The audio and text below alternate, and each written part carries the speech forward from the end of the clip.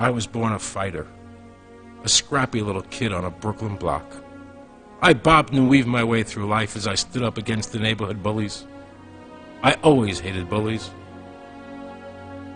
There wasn't a dare I wouldn't take on. As I grew older, I learned from the streets. I had a knack for the ladies, a strong right arm, and a love for rock and roll.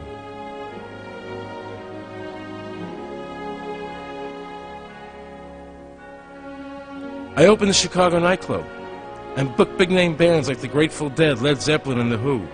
During the '68 convention in Chicago, I watched firsthand as the government raged out of control.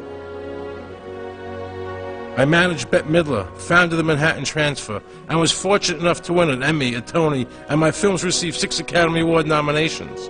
I produced Trading Places, The Rose, and Wise Guys. But today, I am standing in front of the camera to fight for the rights of all Americans. Because today, I am frightened for the future of the country I love. Ladies and gentlemen, mad as hell, Mr. Aaron Russo.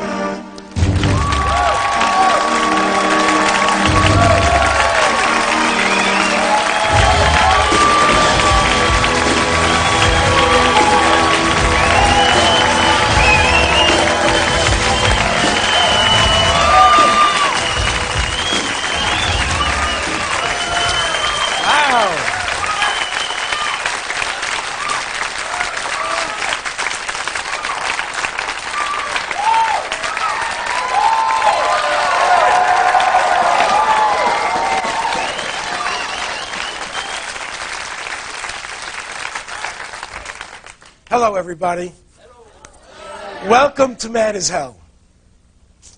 I'm here tonight because I'm sick and tired of what's happening to my country.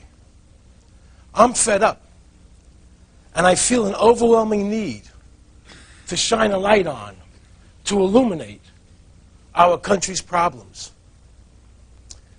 And the most fundamental problem we have in America is that it is no longer a free country. And it is fast becoming a totalitarian state. I know those are strong words, but they're true nonetheless.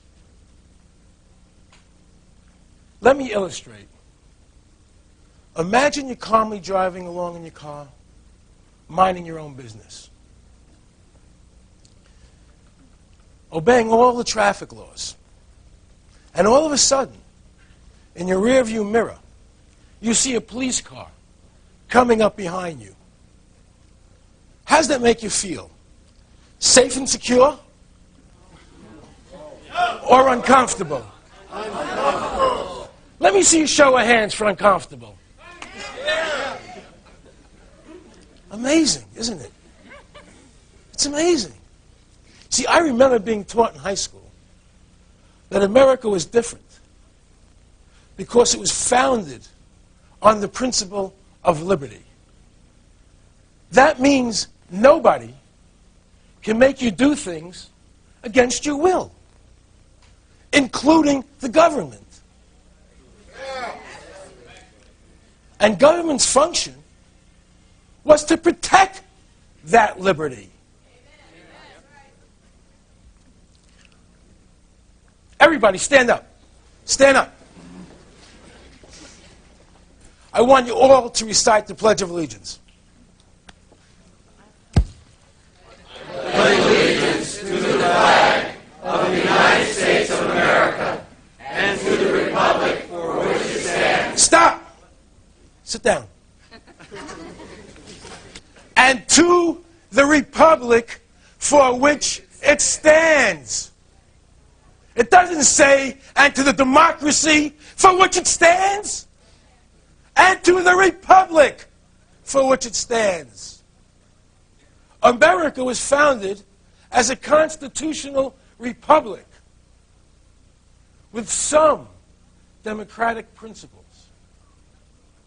A republic is where 99% of the people can't take away the rights of 1%. And that's why America was called a free country. Your rights were guaranteed and absolute. Do you hear our elected representatives telling you our country is a republic? No!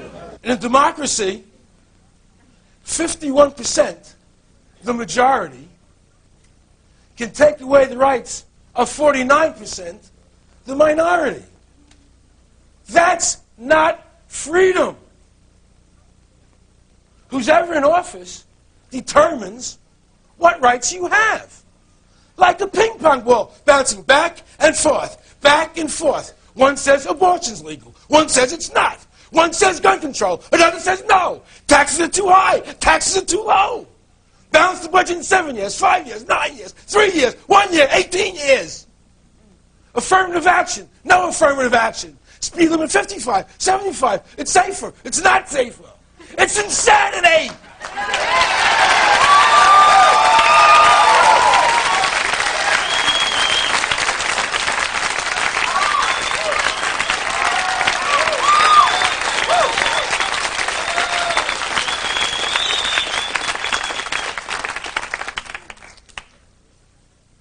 This creates a deep and dark division in America. Left versus right. Rich versus poor. Gender versus gender. That means man versus woman. What we need is a set of principles to live by, no matter who's in office.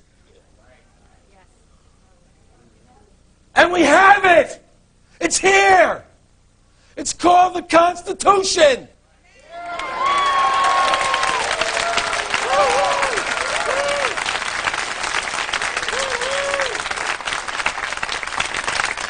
Restore it. Don't ignore it.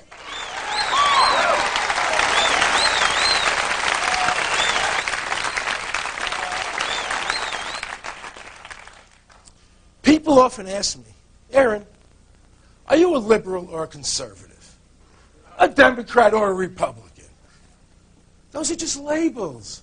The right question is, Aaron, are you free? Are you free? No. Are you free? No. Are you free? No. Government is the problem, not the solution.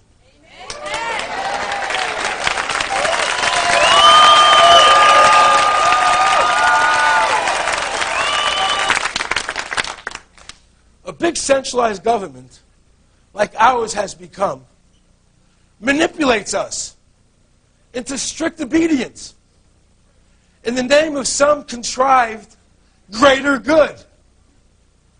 Social engineering. That makes me want to puke. Because that's the big lie. That concept is the basis to the destruction of America. It is the antithesis of everything we stand for. There is no greater good than each of us being free. That is the ultimate good.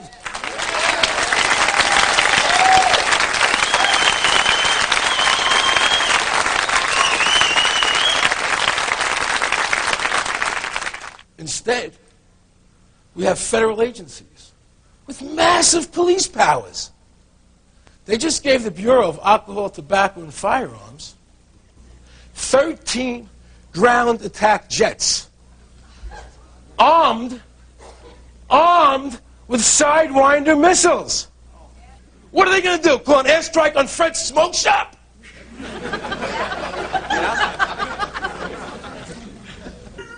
That's why my grandparents left Europe, to come here, to get away from governments who forced them into obedience. But now, here has become there. You have any music for me?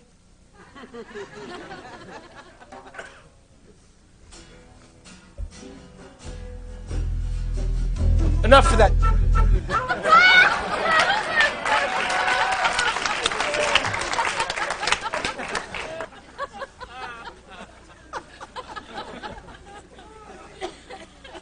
every election, politicians are sworn into office. They take an oath. They take an oath to defend the Constitution. So help me God. So help me God. So help me God. But after they swear to God, they dismiss their oath and ignore it. And ignore the Constitution. Why? You know why? Because the Constitution limits their powers over us. They don't want us free. They want us controlled, like puppets. Little marionettes, they string along and do this, do this, do this, do this.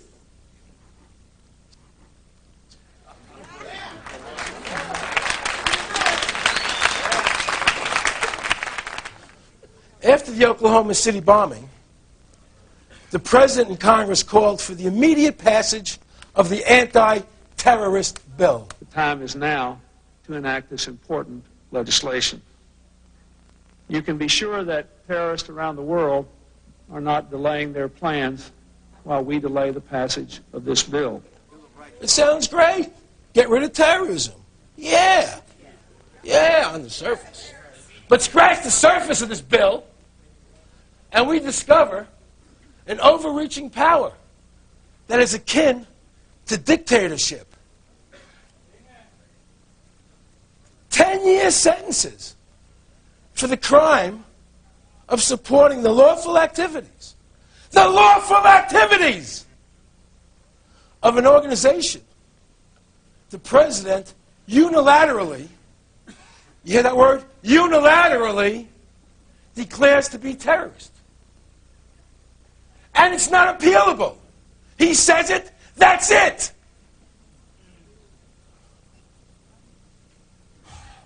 Gets me so mad.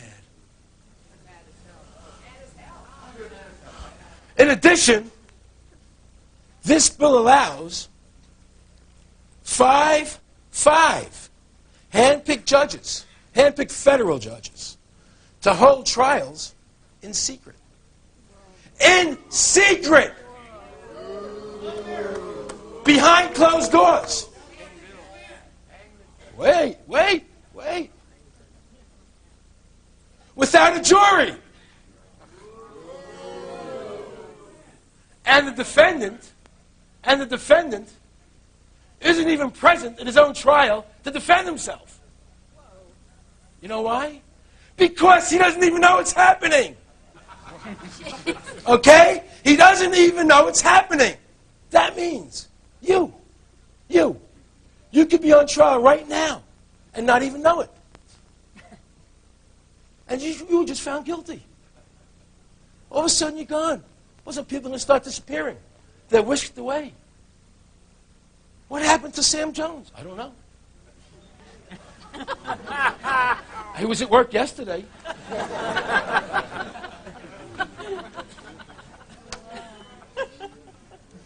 Does this sound like liberty to you? No! This bill is about furthering totalitarianism, not stopping terrorism.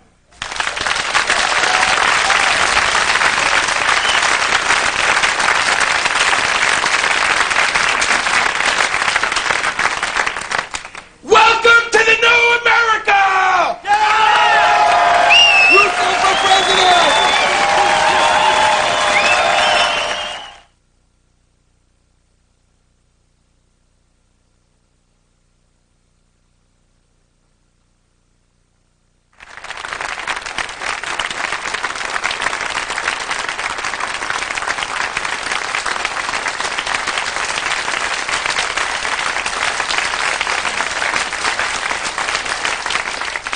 If you take a frog and drop him into a pot of boiling water, he'll jump right out.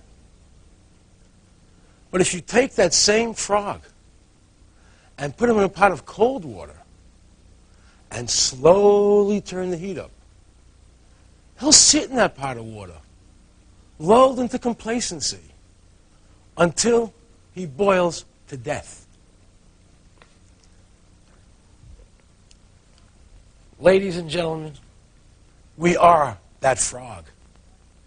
And the water's beginning to boil.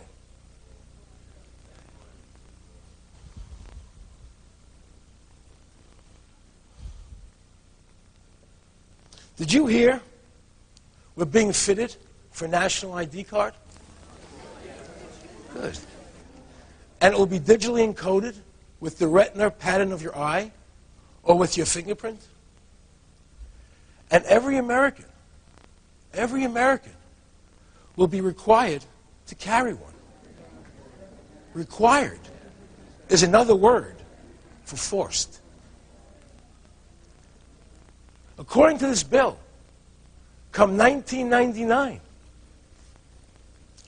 all employers will be required to receive authorization from the federal government before hiring any new employee.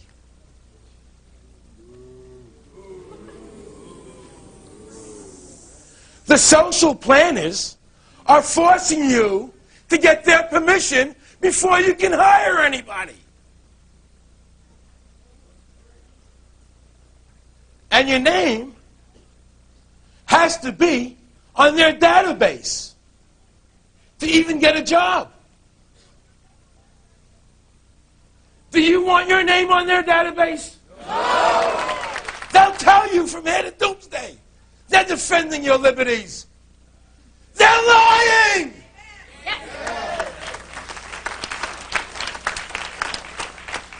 Don't listen to what they say. But pay very close attention to what they do.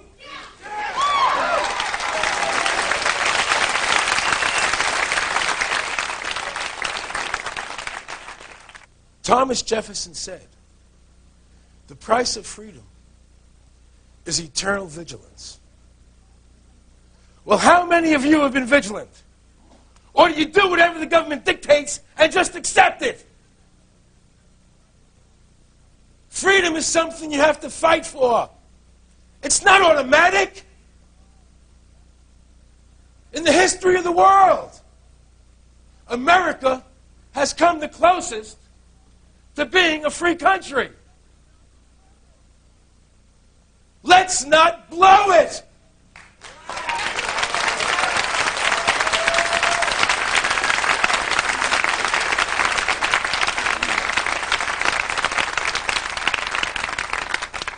Speaker of the House, Newt, blew it when he urged fellow members of the House of Representatives to destroy the Fourth Amendment by passing H.R. 666.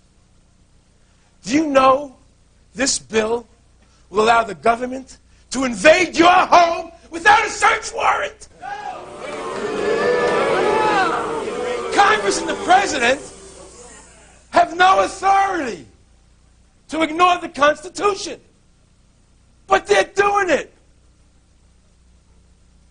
The major media never reported this. Why?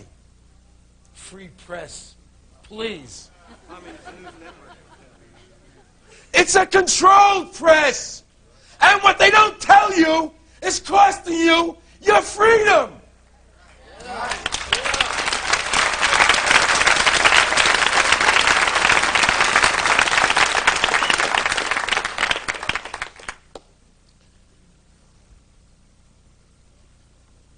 Music? Never mind.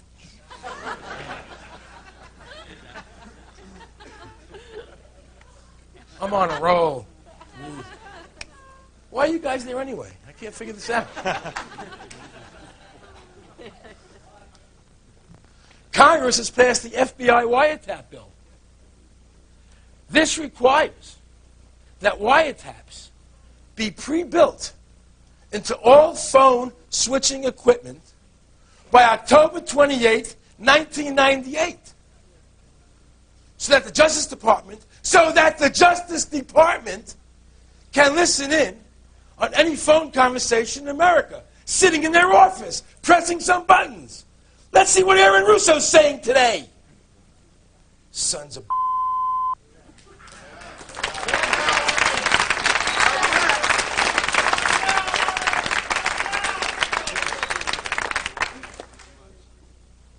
Then, the FBI asked for additional funding from Congress so they can tap into 1.5 million phones simultaneously. And when you tie that into HR 666, 666, little nasty number there, they won't even need a court order. I think each of those freedom-loving members of Congress deserves a rectal adjustment.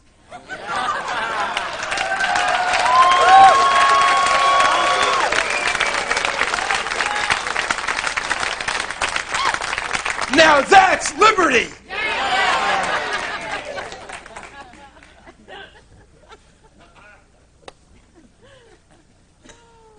Almost everybody today is a criminal, according to the law. Let me explain. The federal code is over 1 million pages of fine print. It's been estimated that it would take 23,000 years to read. Okay?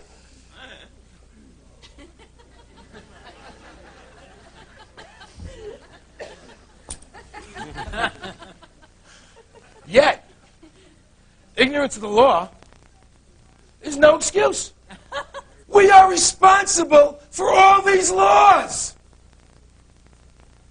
It's just a question of who and what law enforcement decides to focus on as to whether you go to jail, or you go to jail, or you go to jail. How does that make you feel?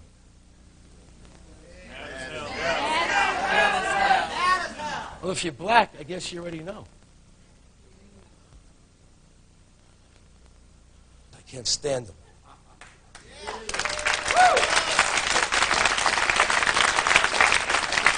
I mean, I can't stand them.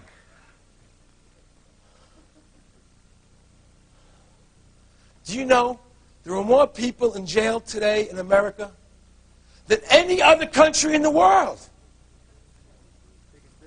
And 70% of them are there for victimless crimes. How can you possibly have a crime if there isn't a victim?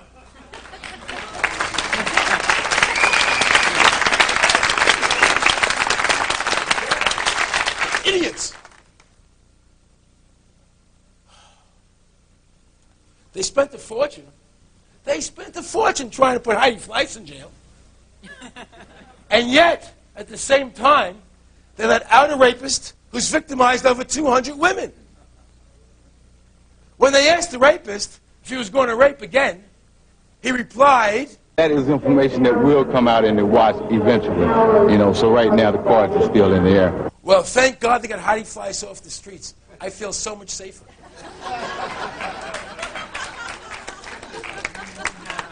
In goes Betty Crocker, out goes Jack the Ripper.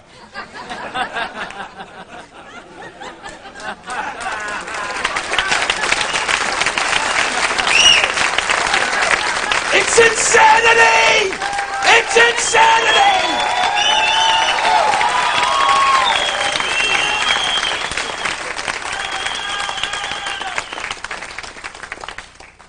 In Washington, there are entire buildings that just hold books of rules and regulations. Big, big buildings full of bureaucrats whose job is making sure you and everyone else follow this endless stream of rules until we choke to death.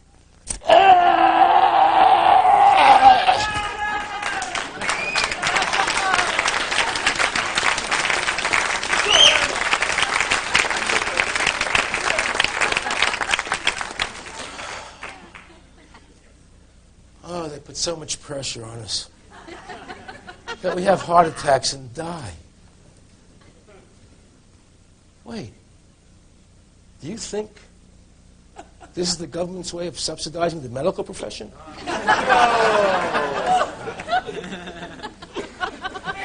But Dr. Kessler of the FDA wants to subsidize not only the medical profession, but the drug companies as well. by outlawing vitamins. He wants you to get a prescription just to buy vitamins. Heil Kessler! Oh, did I say that? It must have been a vitamin C deficiency. But nothing to worry about. I have Social Security.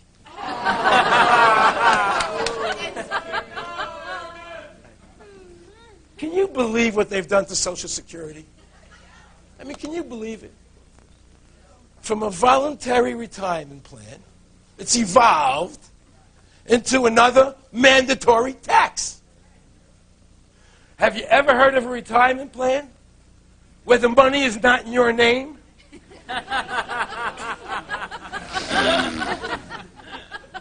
And the custodian can spend it at his will? And you can't leave it to your heirs? And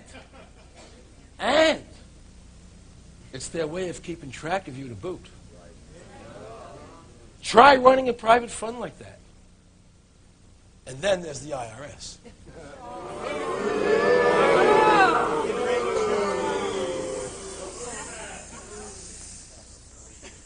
It really sucks.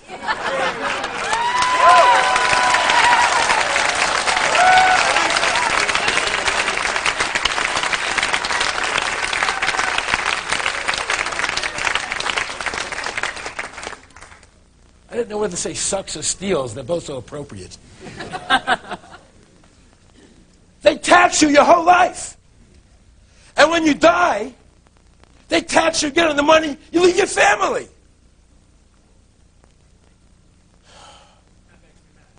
These people make pigs look anorexic.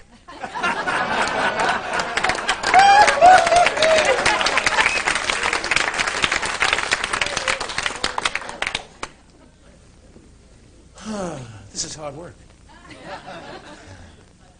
The San Francisco Chronicle reports by the year 2010, federal income tax and Social Security combined will take 84% of everything you earn.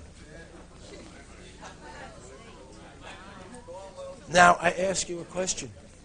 How can you raise a family if parents are supporting the government instead of their children?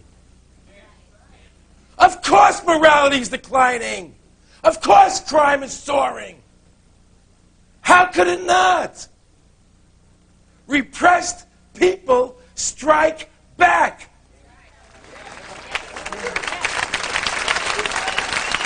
And there are a whole lot of repressed people in America today.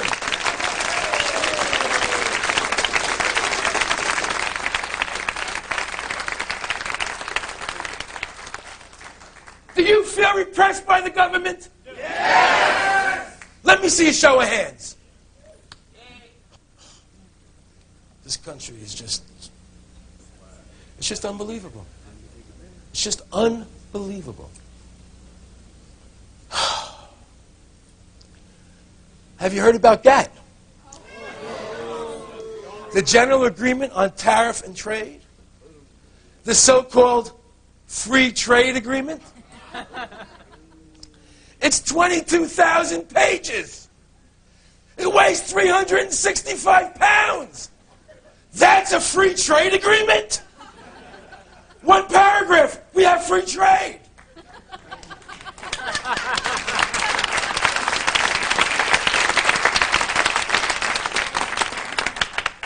No one, not even your congressman or your senators, read it. It would take 4 senators just to lift the thing. Jose, bring out GATT. Bring out GATT.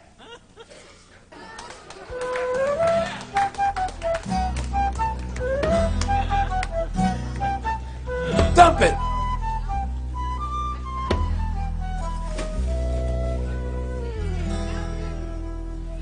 You okay, Jose? I don't want you to get hurt. I'm the star here, Jose.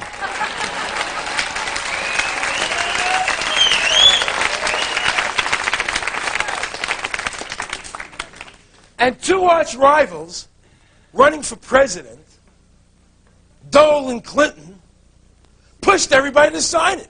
I'm pleased to announce that an understanding has been reached with Senator Dole. For the past 50 years, our country has led the world to create a more open and a more prosperous trading economy. I will be writing a personal letter to each of my Republican colleagues in the Senate enclosing all of this material, asking them to read it very carefully and suggesting that, in my view, we ought to be all in support of GATT when it comes up next week. They don't know what it says. Do you understand the implications of that?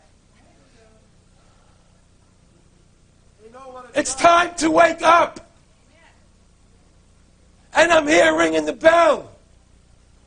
Because nothing works. Healthcare, welfare, taxation, education, inflation, deflation, politicians lying, people dying, police state, subjugate, corruption, corruption, corruption, corruption!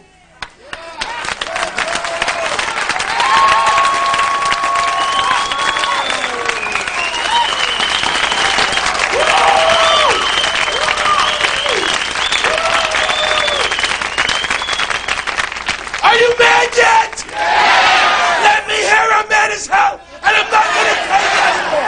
Come on. I'm mad as hell, and I'm not going to take it anymore. I'm mad as hell, and I'm not going to take it anymore. I'm mad as hell, and I'm not going to take it anymore. We're mad as hell, and we're not going to take it anymore.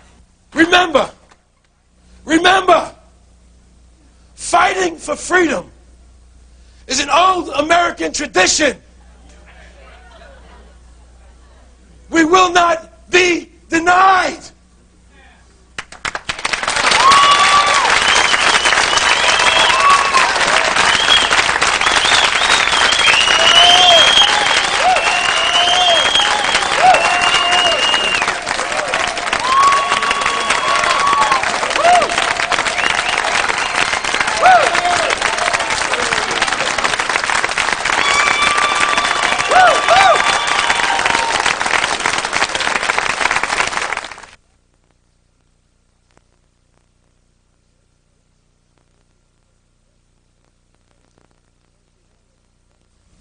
Recently, the Associated Press reported the results of a national poll asking Americans if they trusted their government.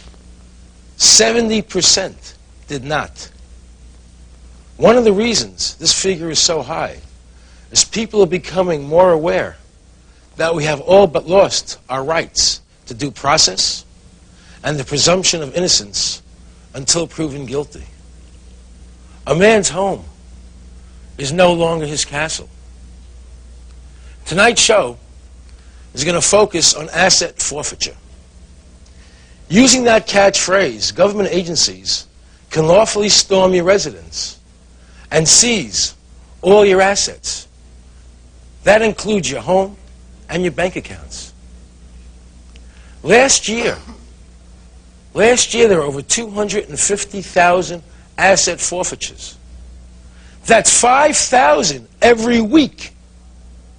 And 80% of those victims were never charged with a crime, much less proven guilty of anything. And in some cases, people were even killed in the process. Captain DeWitt here. Yeah. I'm on a search warrant with the Hidden Hills crew on this marijuana eradication thing. Yes. And they just, looks like 927D here. At the location? Yeah. Somebody there? No, we put him down. We killed him? Yeah. It's scary, you know. I never, ever would have thought that I would witness my husband executed, literally executed, third world country style. Donald Scott died in his living room on October 2nd, 1992, gunned down by police. Now, his widow says that Donald was the victim of a law that makes the seizure of private land so financially attractive to law enforcement agencies that they have begun to assume private citizens guilty till proven innocent. The story begins here at Trails End Ranch, 200 acres in Malibu, California. Current value $5 million. Landowner Donald Scott was a multi-millionaire due to a family inheritance. He was handsome, prosperous, and married to Frances Plant, a woman half his age. But their passion for each other blinded them to age differences. I would tell him he's 61 going on 16. He had so much energy, and he was just so much fun to be around. We had the best time. We just had a ball. I don't think any two people have ever been happier. But their idyllic life at Trails End soon became a Gothic nightmare. Good morning. I'd like to welcome you all to Rancho Sierra Vista Sat Weewha on behalf of the National Park Service.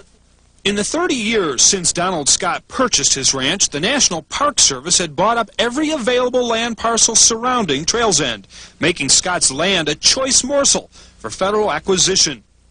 The Park Service judged Trails End crucial to complete its federal land acquisitions agenda.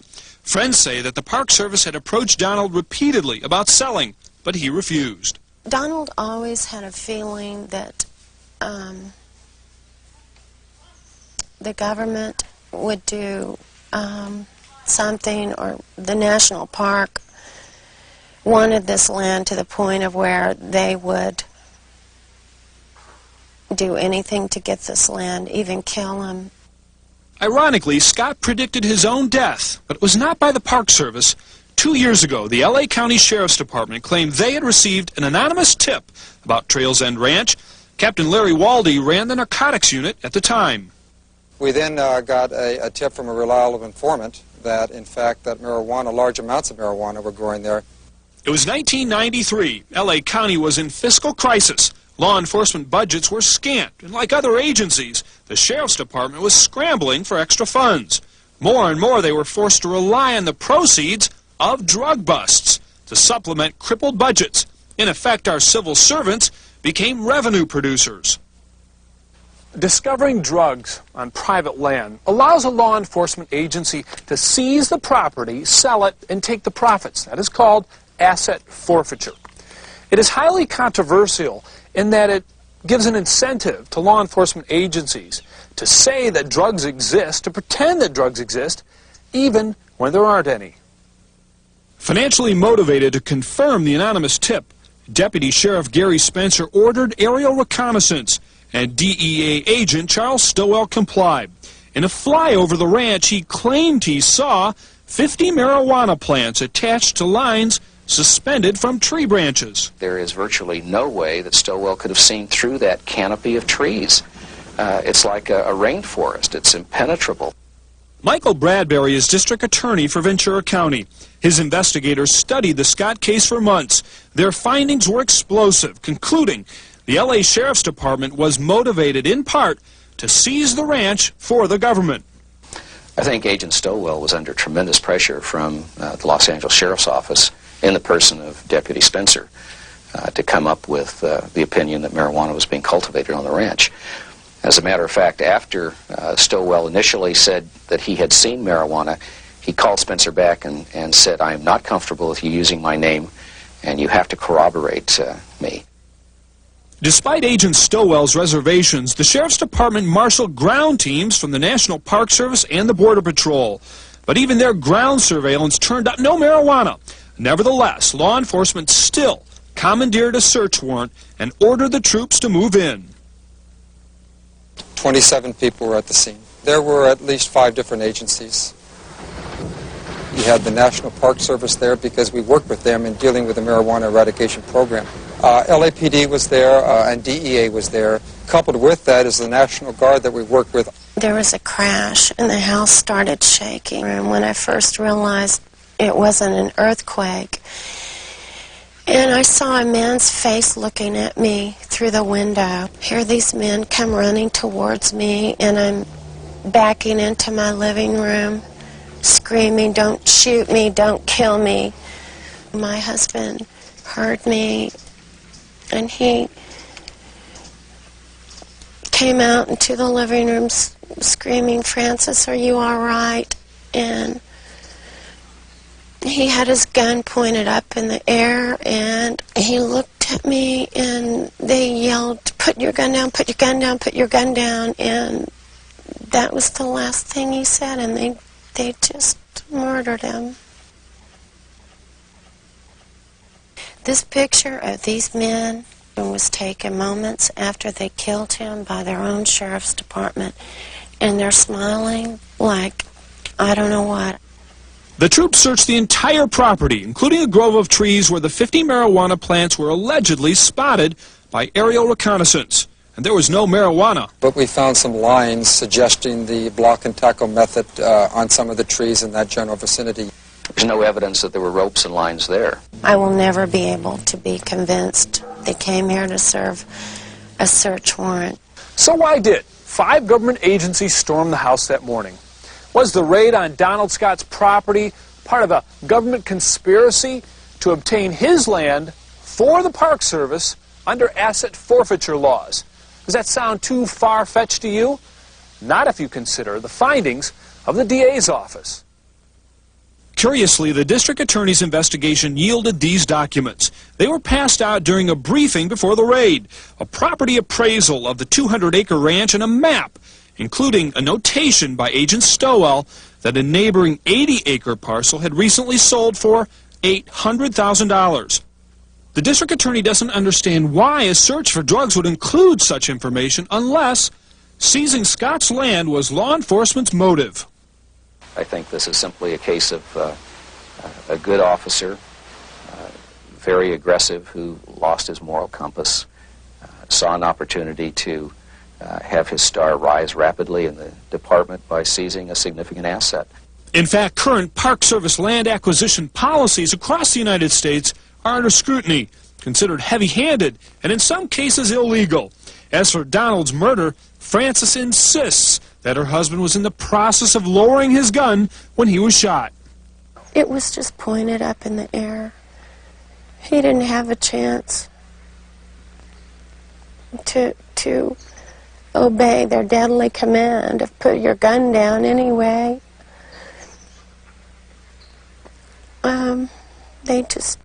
They just blew him away.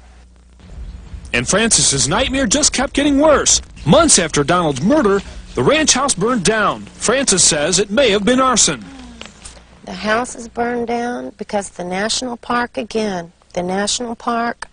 refused to let the Ventura Fire Department put out the fire. They could have made a very simple fire break. They had all their equipment there just to make one little fire break, and the national park stopped them. They said it is against our park policy to disturb the natural beauty of our park land.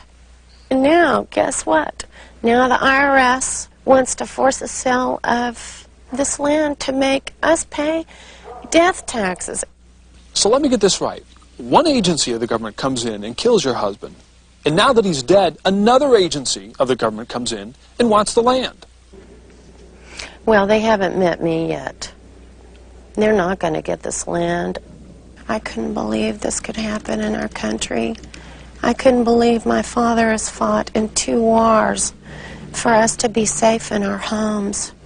And for this to happen in America it's unbelievable.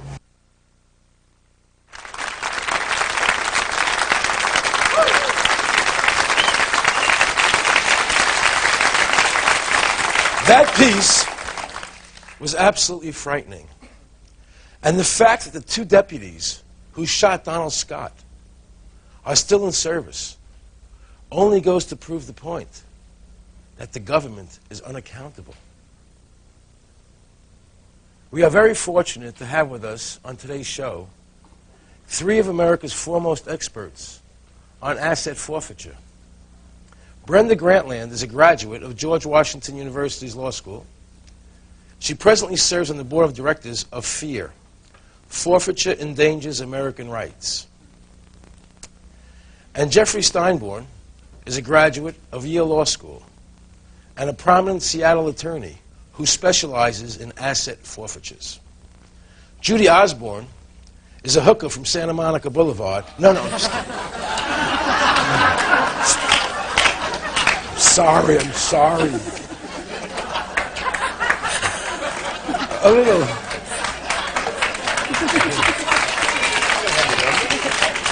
Have your asset seized for that. Have your asset seized for that, too. There you go. Judy Osborne is the author of Spectre of Forfeiture. She defeated the government's attempted forfeiture of her home and now edits the Fear Chronicles.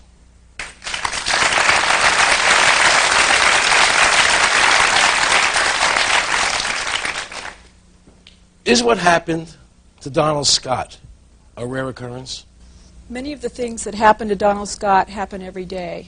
There are people that are getting killed because of the war on drugs and because police want to seize their house. There are many instances where the police lie to obtain a search warrant.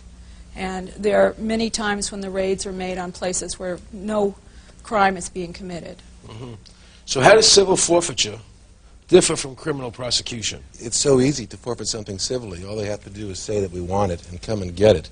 And at that point it becomes your burden, you the property owner's burden, to hire an attorney if you can find one who understands the law and to go there and prove that the government doesn't have a right to your property. So it's enormously different. Really all the government has to do is wish for it and it's theirs until you can go try to get it back, which is very difficult. Wait, are you saying to me that under civil forfeiture the government doesn't have to prove anything? No. There's no due process of law? No, that's correct. That's what I'm saying. So they can seize your property based on hearsay, and hearsay is really nothing more than a police officer standing in front of a judge and swearing to something for which he's not accountable. And that's enough to get the papers to seize your house. Then you have to go back to court and try to prove that your house or your property is not tainted by some unlawful conduct. So how does do the police or the authorities decide whether a case is civil or criminal? Well, I think nowadays they have to think more seriously about criminal because of some new developments in the law. But up until about a year ago, the courts had ruled that civil forfeiture of your property was not punishment, and therefore the government didn't have to follow the usual rules that they have to follow when they try to punish you for committing a crime. So if the authorities have the option of saying this is criminal or civil, they can always say it's civil because it's easier for them to take it. Absolutely easier. And that's what they do, and that's why for the last 10 years the government civil forfeiture program has really been running amok. What you have here is the government, well, the looters are in the wheelhouse, and they're using the government as a way to loot the country. And the result of it is that the police in situations like this really run around like children without adult supervision, taking what they want. In about 90% of the cases there is no recourse. The property's gone, and whatever rights may have been violated along the way are simply ignored. Fortunately, assassinations are rare, but they're certainly not unheard of, and I'm sure we haven't seen the last of them. So they can, if they want to, they can just come in and say that they can just plant evidence and say... They can do that too, but they don't have to. They don't need evidence. They don't need evidence. They need a cop. We all know how honest cops are. They need a cop who's ready to swear that somebody reliable told him or her that there's pot in your house or that you sold some drugs or committed some crime and that the fruits of that crime are invested into your real estate or in your bank account. So if some informant says Aaron Russo is growing marijuana in his backyard and the cops come and raid my house, they can seize my home, my bank accounts, based on the fact that some informant said that. That's correct. An informant who stands to gain 25% of your seized assets. Whoa! Wait a minute. No! You mean the informant gets a piece of this action? Yes, either in reduced jail time in some cases, but most often up to 25% of the forfeited assets. It's right there in the statute. It's right there in the statute, yes. So I'm going to call up on everybody in here. Hey! This one. Let's seize their house. I'm getting 25% of that? And it places the owner in the untenable situation of trying to prove a negative. I challenge anybody here to prove there was no marijuana in your closet on this day 2 years ago. Prove it. That's the scary part about it, and what's happened. You know, Aaron, we've been talking about the Constitution, but this demonstrates very clearly the Constitution is what the judges say it is. And if the judges say this is constitutional, then it is.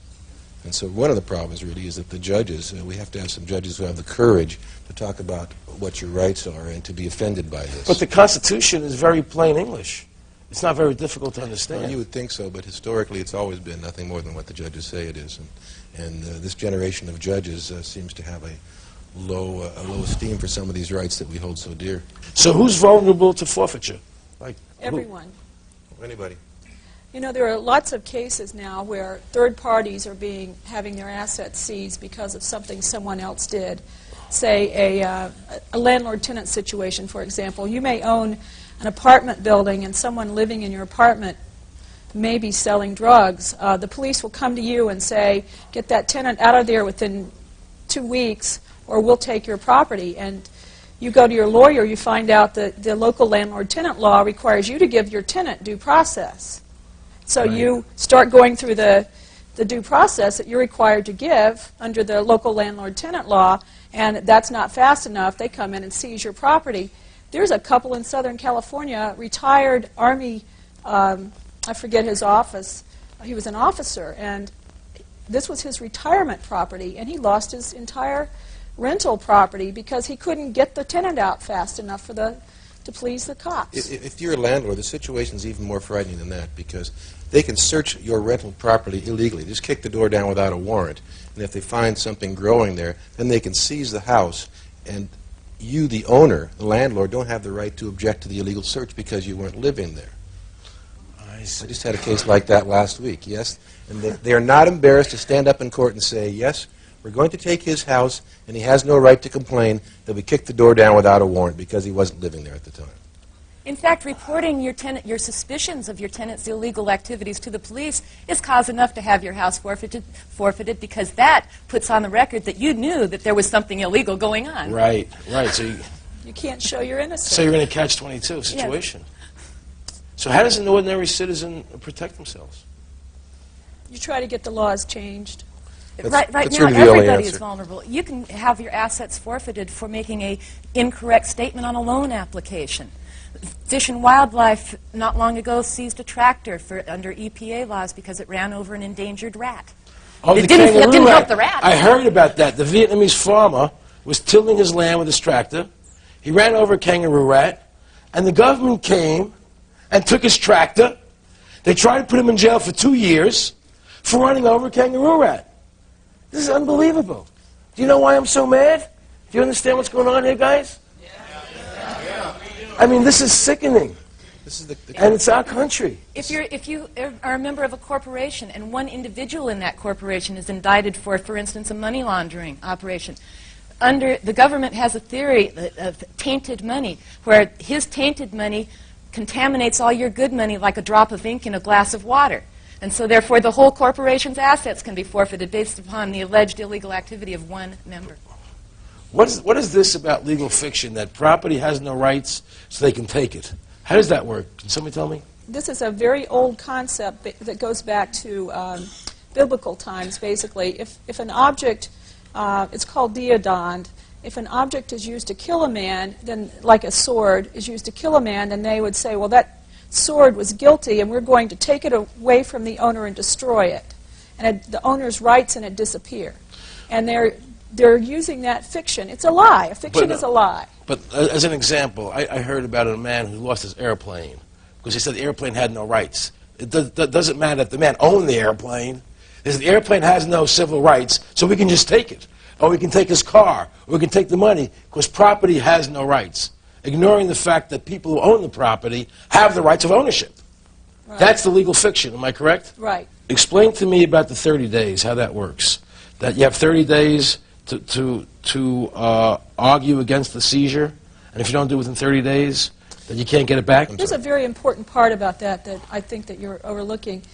When they take your property, they could hold it for a long, long time and then send a notice out when you happen to be on vacation or whatever. You've got 20 days not only to file a claim, but to pay a cost bond of 10% of the value of the property in order to even fight to get it back.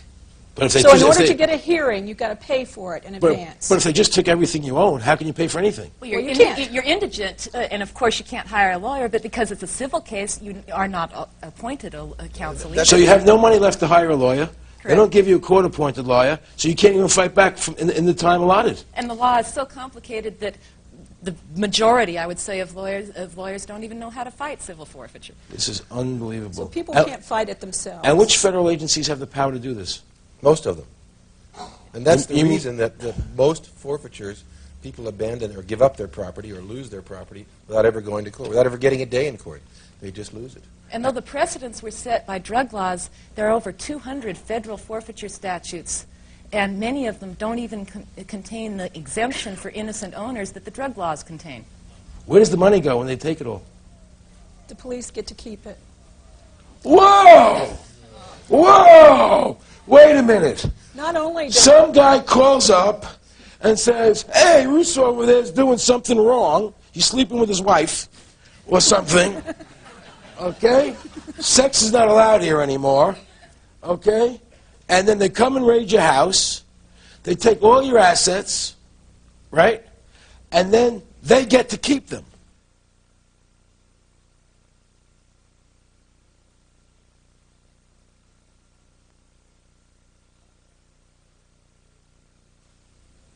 Now, a few days ago, something shocking came across my desk. A new bill, H.R. 1617, the Career Planning Act. Whew. And it's already been passed by both the House and the Senate. It's in committee now, waiting to go to President Clinton for his signature. Carolyn Steinke knows a lot about it. She's the executive director of Parents Involved in Education, and the facts she'll give you will prove that George Orwell's 1984 is only 12 years late. Carolyn, please be the first one to vent.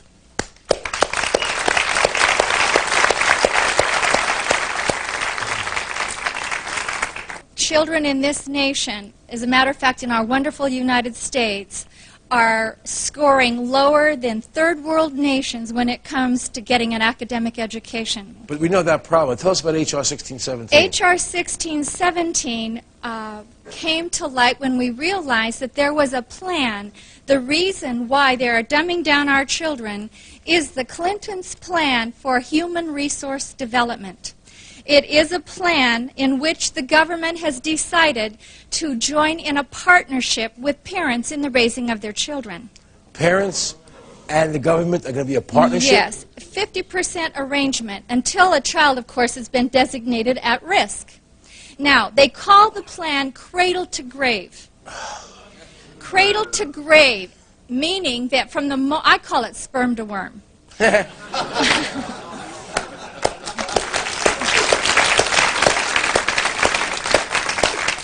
When the federal government finds out a child is conceived, that is the moment for assessing the parent. And from that time on, every child will be assessed, and they will be qualified, and they will be scrutinized. And if for any reason, according to the plan, these children are not meeting the criteria that the federal government has set for their well-being, which could be anything, we have that also, the at-risk designations could be anybody's child. The child of an obese parent, the child that has too few toys or too many toys, a child that was a low birth weight, 6 pounds. Do you know what that brings? That brings with it the federal government looking into your home unannounced 8 to 10 visits a year to monitor. What does that mean? They can just come knock on your door and walk in the house? Absolutely. If your child has been designated at risk. And who designates them at risk? If they fall into the criteria, whoever is the case manager, the social worker, the person... No! Absolutely. No! Now, that's what we've been finding out. But then we take it a step further and we find out why. Why? Because this whole society is in the process of being recultured. And they say the reason for the Careers Act is that we need to change our labor force because it's so dumbed down, that we have to be able to be competitive in the new world. In the global market, we need global workers. Well, I'm telling you right now, Aaron, with the way this country is hemorrhaging and our manufacturing is going to other countries, the only way this human resource development, human beings who go to get a job are going to be competitive in a third world market is if they're going to work for 1/42 of the normal wage.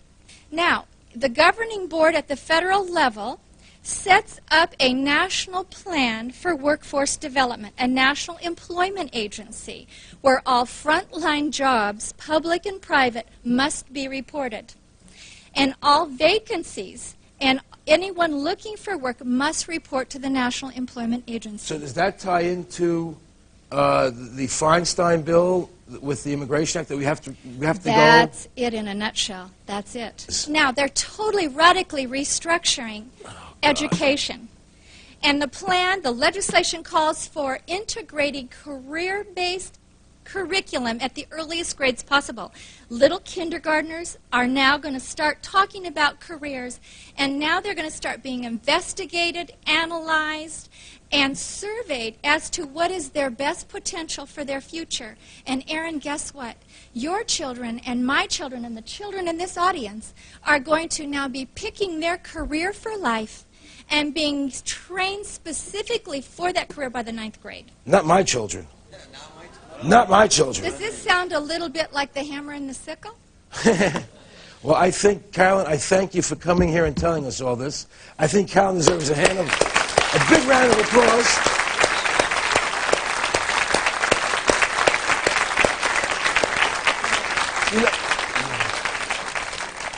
You know, no matter how deep I get into what's going on in America, I'm still amazed by the things I'm learning.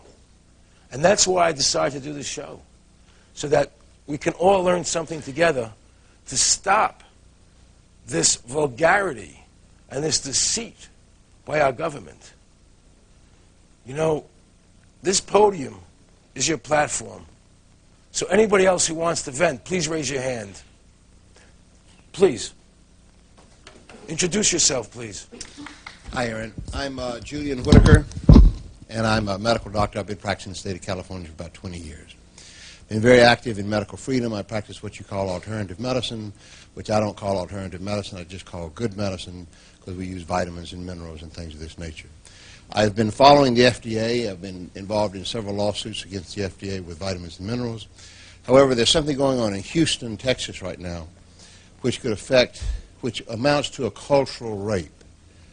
There's a physician there by the name of Stanislaus Brzezinski. And I've been hearing about Stanislaus Brzezinski treating cancer.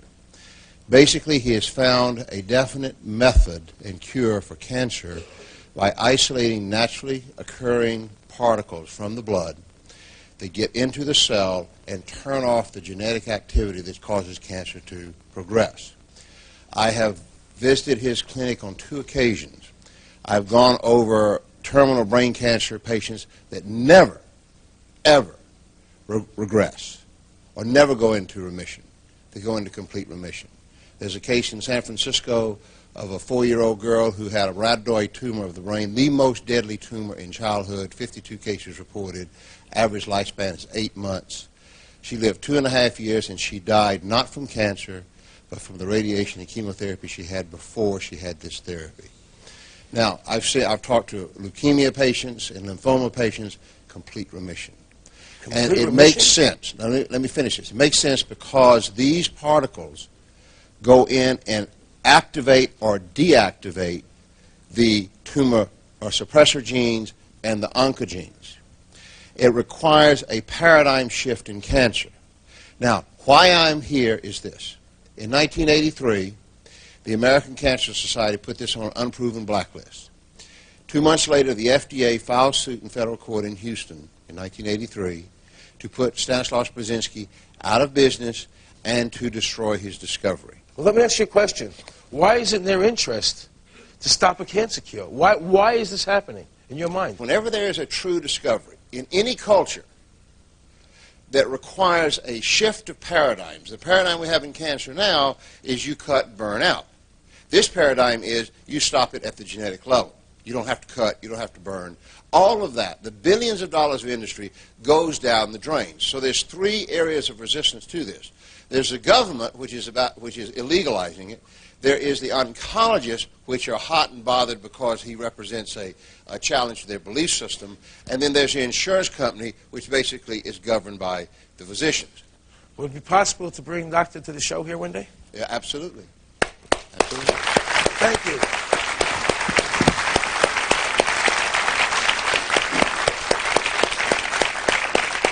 Anybody, anybody else would like to vent? Senator Rogers.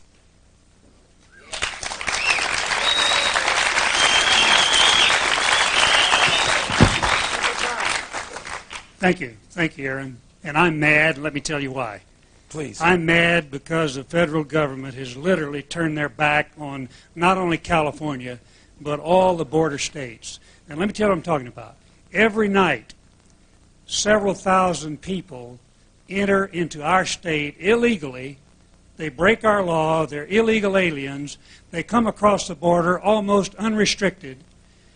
80% of every newborn child in Los Angeles County is born of an illegal alien parent. And the California taxpayer is picking up the tab. Mm-hmm. Now, I'm mad because the voters, Article 1, Section 4 of the Constitution, and I wish some of the federal judges would read it once in a while. That's a far... I guess so. It says clearly, it clearly says that the federal government is charged with the responsibility of protecting the individual states from invasion. We are being invaded. California, Arizona, New Mexico, Texas, Florida, literally being invaded by people who break our law and come into our state illegally. Now, 15 months ago, the people in this state voted, 59% voted for a proposition called 187.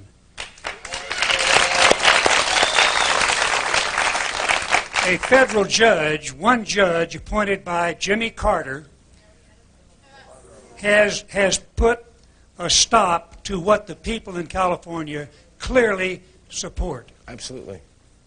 Absolutely. Now, what we need to do is, of course, I'm thinking maybe we ought to put a term limit on federal judges, folks, rather than lifetime.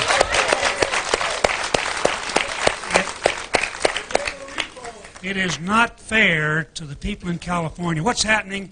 We are required, according to this federal judge, to provide free welfare services, free medical care, and a free public education to all of these people that come in and break our law and come into the state illegally.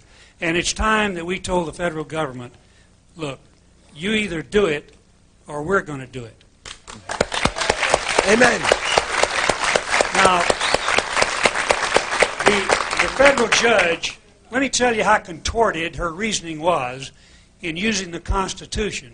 She said, well, Prop 187, you are making immigration law, and that is the area for the federal government.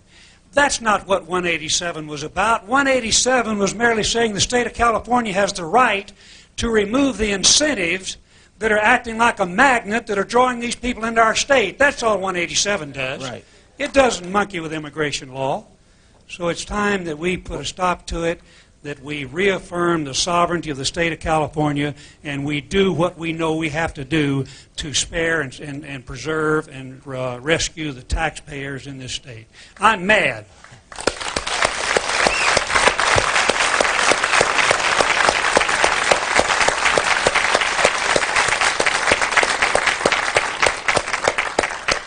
Who else would like to vent? God, I see a lot of us. I don't know if we can go with as many people. You know, how about you, Senator Duke? You have anything for us?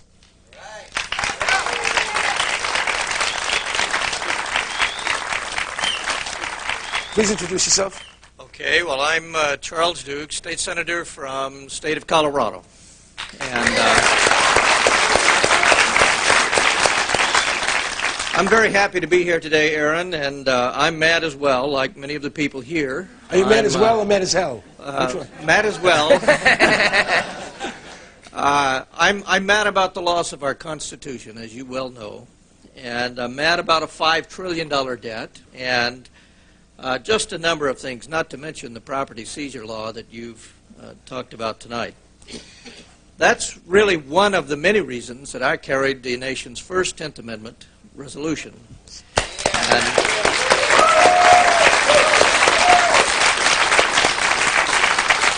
that resolution restores to the states the power that I believe rightfully belonged to them all along, Absolutely. but has been stolen from us by this rogue Congress.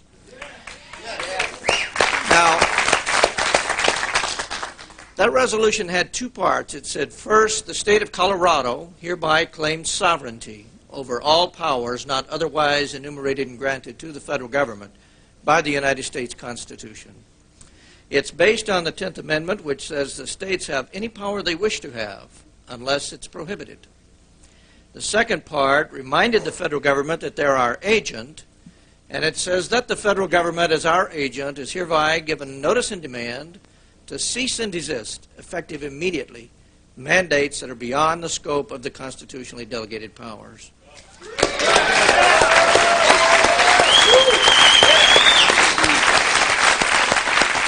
Colorado wasn't asking the federal government for anything. We were telling them the way it is.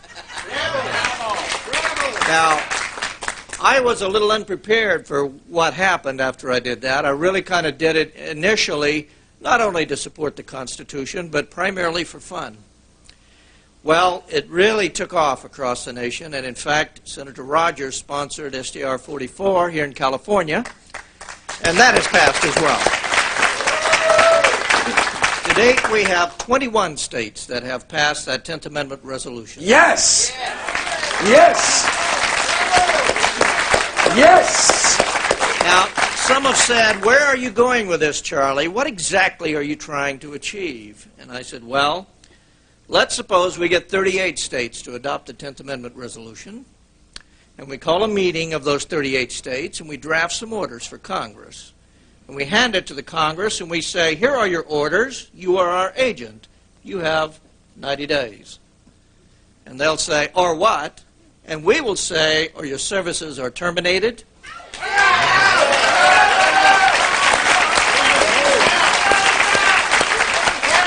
And there will be new elections to replace you. Now, there are good things happening in our government, some of them at the state legislative level, even one at the national federal level. Because in Montana there was a bill, didn't pass, but I'm sure it'll be introduced again, to require any federal agent to register with the local sheriff. Oh, great.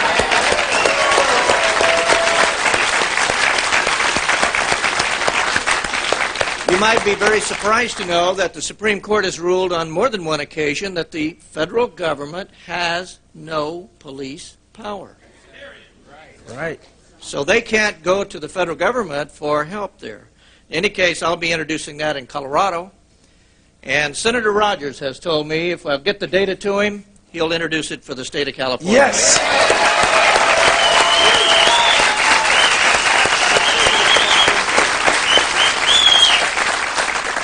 There really is a revolution underway in this country. It's not the one Newt Gingrich thinks it is. It's in the minds of the people, and we are going to reclaim this government. I think the framers of our Constitution properly did understand what 1996 was about. The challenge for us is to understand what 1776 was about. Thank you. Thank you.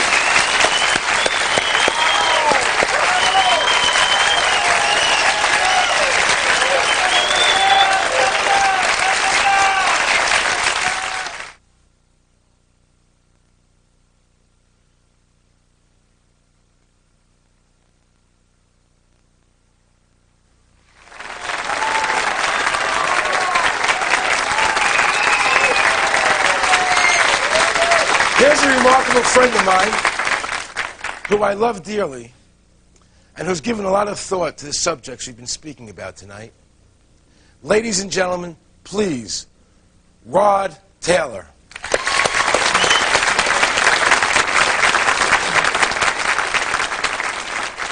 I'm here to talk to you about the problem of slavery. It didn't end in the 1860s. It's a social malady that's with us today, and it's increasing in its scope and virulence. The desire to enslave our fellow man is unfortunately intrinsic to the human character. It has been with us since the beginning of time, on every continent and in virtually every culture, from ancient Egypt to Babylon to Greece and Rome, Africa, Asia, Europe, and the United States. Germany and Japan openly practiced widespread slavery only 50 years ago, and the Soviet Union until less than a decade ago. China even today. It's a disease of our human nature, and yet people are under the impression that it no longer exists. I say to you that in a subtle form it exists in America today, and it's becoming less subtle and more manifest. Madison Avenue has just cleaned it up a little bit, dressed it up in new words. The slave master is now Big Brother, someone to protect you, someone to confide in. But it's all the same. He owns your life. This may sound far-fetched, but I think I can prove it. When the IRS allows you a tax deduction, they and their congressional collaborators and the media call it a tax subsidy. In other words, they designate it as a gift to you, a subsidy. The only way they could conceive this terminology is by presupposing that they, i.e. the government, own all the money. Their view is that they're entitled to it all. That which they allow you to keep is their compassionate and generous gift to you. How can this be? You create the money by your efforts, your sacrifice, your creativity, your risk-taking. So how can it belong to them? It's very simple. They own you. They own everything you produce, your money, your house, your thoughts and ideas, your children. If you go to a foreign country to work, you still have to pay the U.S. income tax. You could dig a hole in the middle of Siberia and they'd be entitled to a cut of your wages because in their minds, under their law, they own you. They create arcane and esoteric laws to criminalize you. You may try, but you can't obey them. You can't even understand them without a lot of professional help. You have to run around slavishly collecting little pieces of paper, receipts, 7 years of detailed financial records because you might be called on to give an account of yourself to the big boss man. And if you've made a mistake, he can take everything you have. He loves it that way. That's total power over you, slavery. I don't remember when we, the people, signed over ownership of ourselves. It just gradually happened by them taking more and more of our freedom. But here's the worst part. It's really only just begun. In this modern age, the information age, getting your money is not enough, even though money, don't let anyone deceive you, is the material source of your freedom. Now, however, they want your mind. If you deviate in your thinking, if you commit one of the 10,000 taboos, and they perceive your actions as a threat, they'll come out and kill you. It was the thought police who killed the children at Waco and Ruby Ridge. Neither David Koresh nor Randy Weaver, whatever things might be said about them, had ever mugged anyone, robbed a 7-Eleven, or committed forcible rape or murder. But they did have unorthodox views, and therefore it was necessary to round them up and deal with them. Whatever their crimes were, they could have been arrested and tried openly in a court of law. But that was not the aim of certain factions in the government. These statists wanted a massive demonstration of force to show who was boss. The penalty for resisting is death. After all, we're not free. We belong to the government, and deviant thoughts will not be tolerated. In the aftermath of the horrible Oklahoma City bombing, government propagandists tried to intimidate the people into silence by recklessly linking criticism of the government to acts of murder. Some people ask, how can you fear your government and claim to love your country? Our response is, how can you love your country without fearing your government? Who else holds a counterfeit license to kill, incarcerate, and confiscate for non-crimes? Remember, America is about liberty first and last, not obedience to bureaucrats. The Washington power clique wants you to shut up, get in line, do what you're told to do, and most outrageously, think what you've been told to think. We have hundreds of politicians and thousands of lobbyists crawling all over Washington, thinking of ways to control you, to extend their will over you, to subvert your freedom and replace it with their will, to capture, that is, to steal your life force. And so we should all be very angry, because anger is the engine that drives our will to resist. And without resistance, without awareness, they will take it all. That's not just politically perverse. It's a sin against mankind, because freedom is actually sacred. Drop an ant into a jar and seal the lid. It will spend the rest of its life trying to get out. It has nowhere to go, but it wants to be free. That is its nature. It's the way every living thing is made. Once, a long time ago, I saw something at the zoo, a wolf lying in its cage. I thought about how this magnificent animal is the end product of millions of years of evolutionary design. A nose that could detect the faintest scent, ultrasonic hearing, eyes that could see in the dark, teeth and jaws capable of crushing thick bone, heart and lungs that could run him for hours in a sub-zero blizzard. And yet there he was, lying forlorn and full of despair. He was well fed. He had a clean habitat and water and medical care. So what was the problem? He was sick with the knowledge that his wonderful powers would never be exercised again. And so he lay there, his head on his paws, staring blankly ahead at perhaps some imaginary forest that he could never reach because there were bars around him. They had not killed his body, but they were destroying his soul. God gave Adam and Eve freedom, even though he knew they would invite death into the world. That's how important freedom is in the divine scheme of things, and that's why we urge you to defend it always.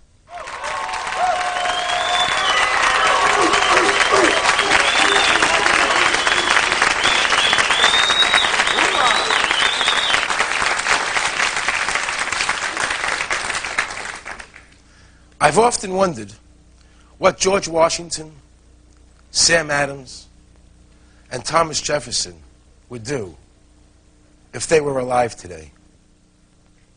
Not much. They would have been in jail. You know, a lot of intelligent people warned me not to do this show. Said I was putting myself in danger. But that's precisely why I'm here today. I refuse to live in fear of my government. We have to take personal responsibility for our lives. They think of us as statistics. They lump us together in groups. 65% of the blacks think like this. 75% of the women think like that. 27% of the Jews think this way. And 61% of the Christians think that way. 50% of the men think this way.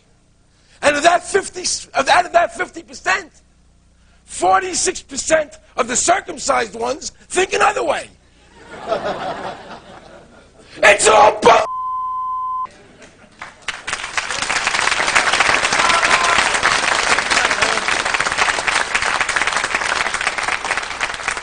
There are no groups.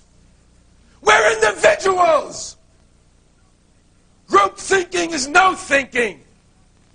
It's black against white, rich over poor, straight opposing gay, men versus women, rancher against rapper.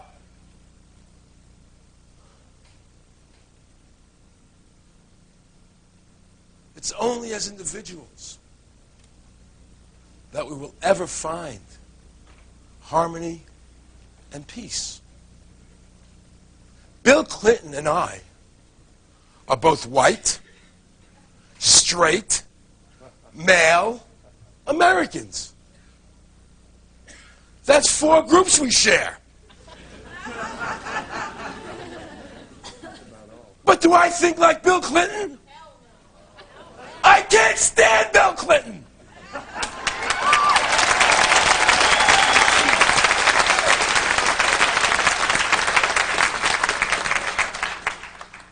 I am Aaron Russo before I'm white, before I'm Jewish, before I'm an American. I can't think like all Jews, or all white people, or all Americans. It's not possible. Divide and conquer. It's an old formula. Folks, we've been splintered.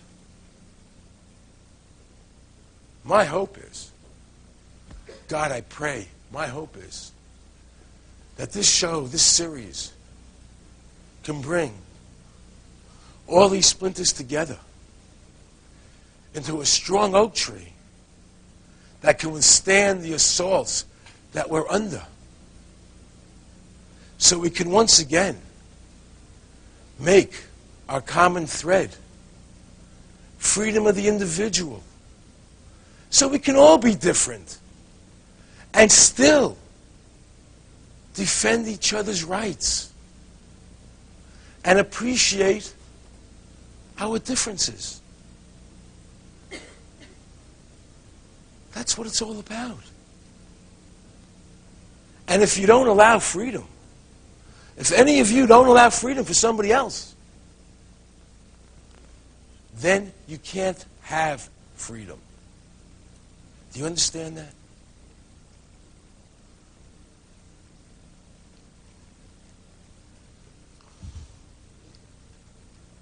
We don't have much time, folks.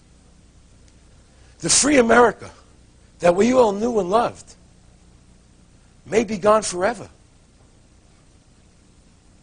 That's frightening.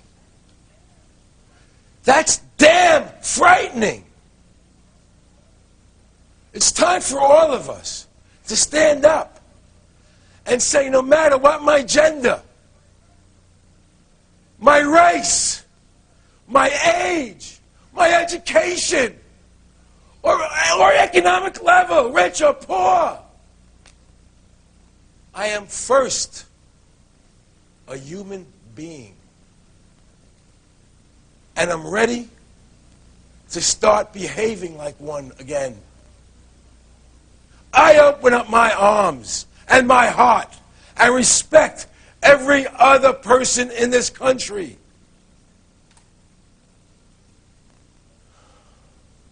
No more labels to separate us. No more judging each other. Live and let live. We are going to reclaim America's ideals of brotherhood and liberty for everyone.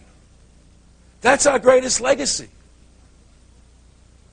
I want all of you who feel as I do to send me letters and faxes, email me, tell your friends to join us in this crusade for freedom.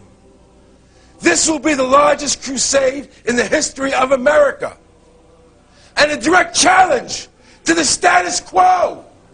And Washington damn well knows it.